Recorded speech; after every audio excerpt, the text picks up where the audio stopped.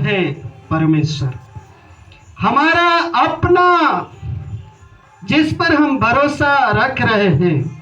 हम सोचते हैं ये मेरा है, लेकिन परमेश्वर का वचन बताता है वो हमारा सहारा देने वाला नहीं है। हम उस पर भरोसा रख के अपमानित के अलावा और कुछ नहीं पाएंगे। इसलिए हम और आप केवल एक ही के ऊपर भरोसा रखें, जो मेरा सहायक है। हालेलुया।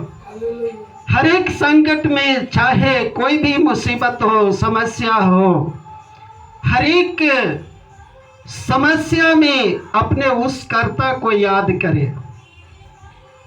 हमारा इर्द गिर्द में जीवन बिताने वाला एक पास्टर जो है, हम लोग अभी प्रभु की दया से इलाहाबाद, प्रयागराज, सारे बनारस से प्रार्थना करके वापस आ रहा है। एक पास्टर का चर्च में हम लोगों ने ठहरा हुआ था। वो अपना गवाही बोल रहा था, कैथोलिक परिवार से जुड़ा हुआ था। वो बोल रहा था, मैं बचपन से जा रहा था, लेकिन इधर बुराई भी मेरे जीवन में होते रहता था। किसी पास्टर ने उनको बताया, जेकब तू अपना जीवन में बदलाव लाओ। तो बोल रहा था, मैं उसकी बातों को नहीं सुन रहा था।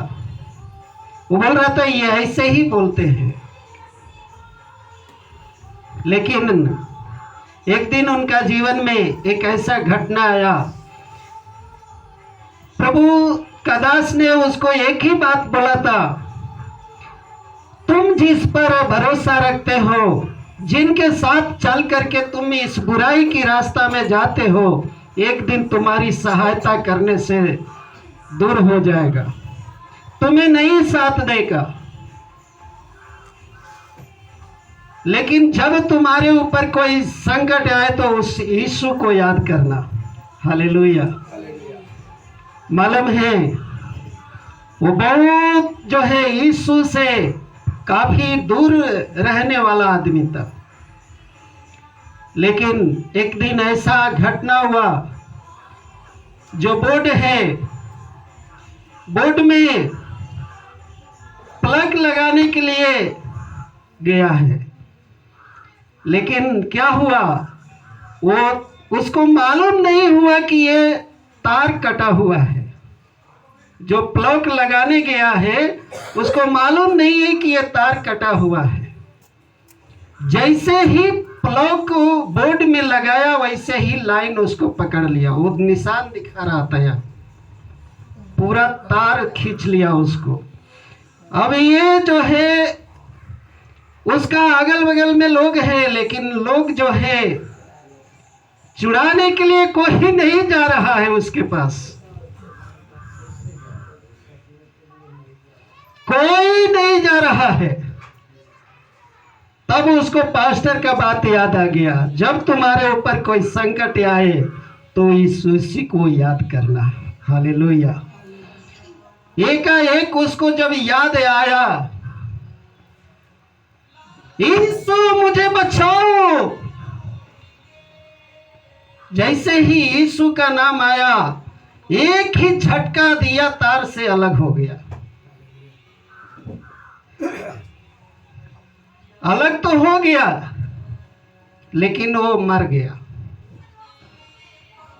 लोग उसको, जितना लोग देखा है, यही लोग सोच रहे ये तो मर गया है।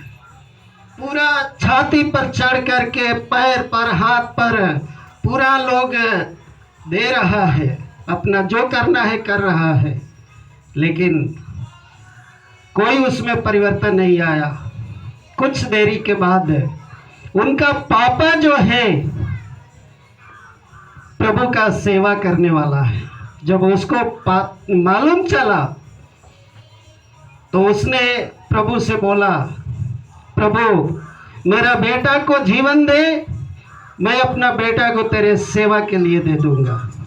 हालेलुया। उसने जो है प्रार्थना किया, वो कहीं और है, लेकिन प्रभु ने प्रार्थना सुन करके उसको जीवन वापस दिया है।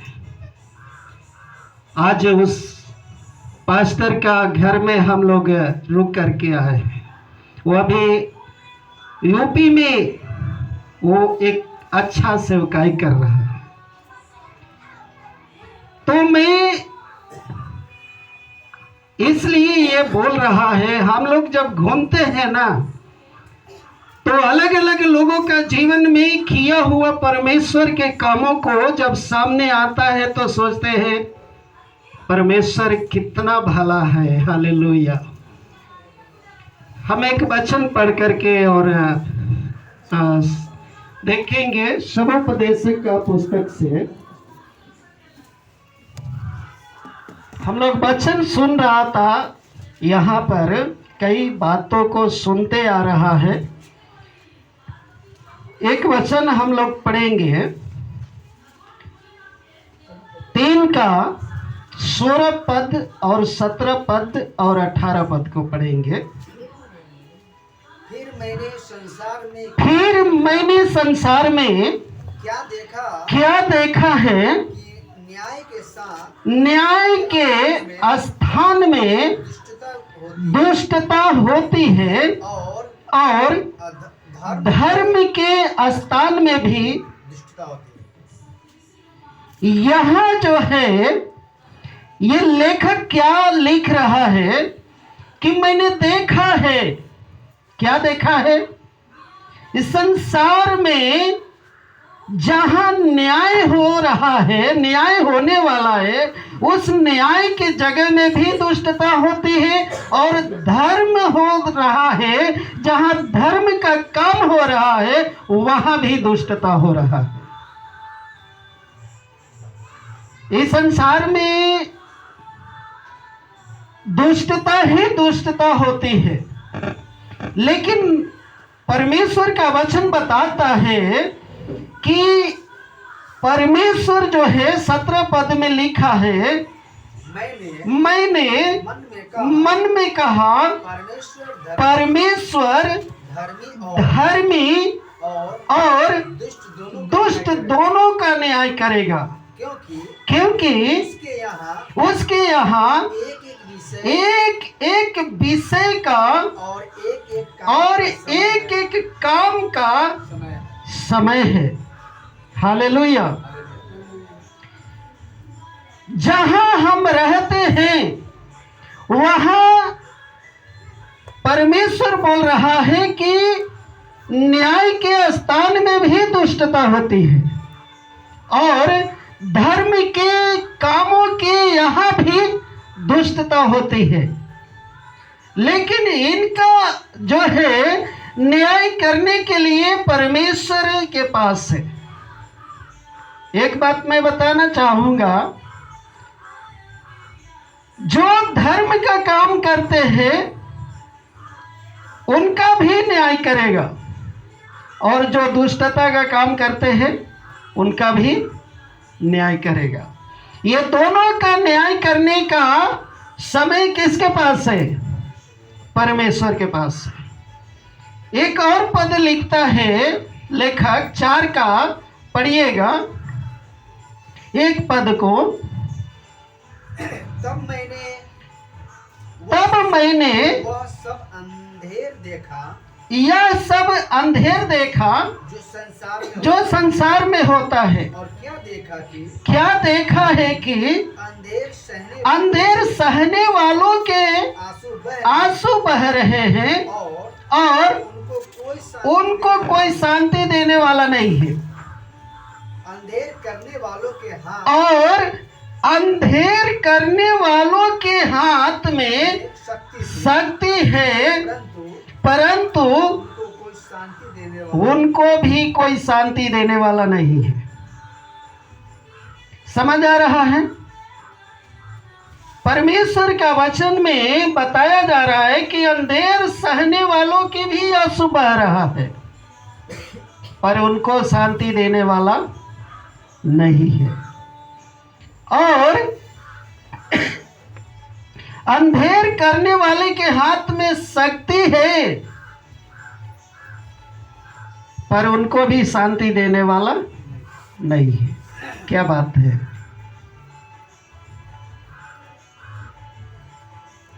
लेकिन परमेश्वर के वचन में हम पाते हैं हमारे पास एक शांति देने वाला है। हालेलुया। लिखा है आंसू बह रहे हैं, अंधेर सहने वाले के आंसू बह रहे हैं और उनको कोई शांति देने वाला नहीं है। प्यारो आप ध्यान दीजिए, यहाँ भरोसा रखेंगे तो आपको जो है लिखा है आपका आंसू बहेगा, लेकिन यहाँ आप सोच करके देखिएगा तो यहाँ शांति देने वाला नहीं है, एक भी नहीं है।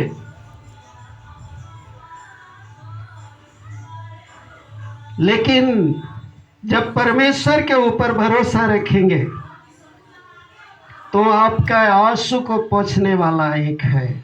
हालेलुया।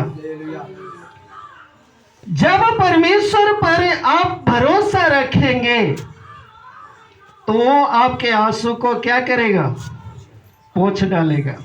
यहाँ कोई आंसू पोंछने वाला नहीं। आप कितना भी अंधेर सहिए, सताव सहिए, लेकिन यहाँ के लोगों में कोई आपके आंसू पोंछने नहीं आने वाला है। लेकिन जब आप उस परमेश्वर पर भरोसा रखेंगे, विश्वास रखेंगे, तब वो आंसू पोंछने वाला है। हालेलुया। लिखा है कि अंधेर करने वालों के हाथ में शक्ति है, परंतु उनको कोई शांति देने वाला नहीं है। तो क्या इनका भी आंसू पोंछा जाएगा? हैं? ये अंधेर करने वाला का भी आंसू पोंछा जाएगा? नहीं है। इनके पास शक्ति है, ये अपनों से भी आंसू नहीं, शांति नहीं दे सकते हैं, और परमेश्वर भी इनके जीवन में शांति नहीं दे सकता है। लेकिन आप जो सताव सहते हैं, दुख सहते हैं और सारे अंधेर सहते हैं, यहाँ तो पोंछने वाला नहीं है, लेकिन एक है, वो आपके आँख के आंसू पोंछने वाला है। हालेलुया। मालूम है कहाँ लिखा है? कहाँ लिखा है? कोई बता सकता है? प्रकाशित वाक्य उसका 21 अध्याय पढ़ेंगे।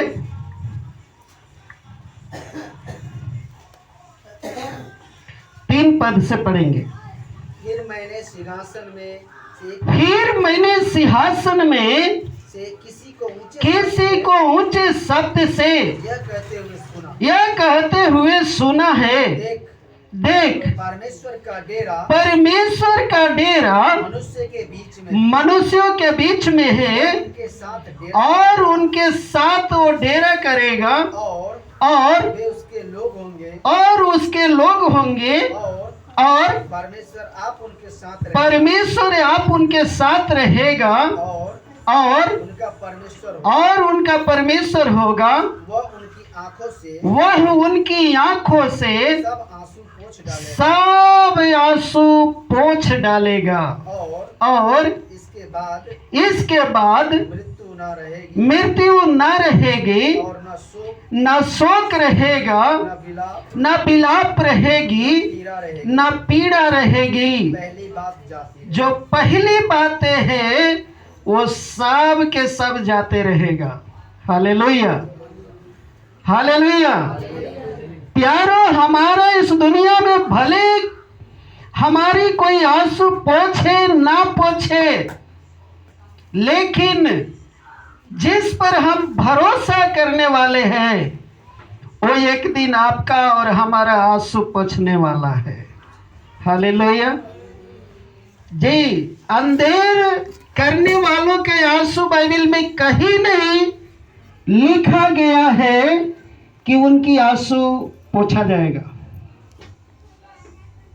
सख्त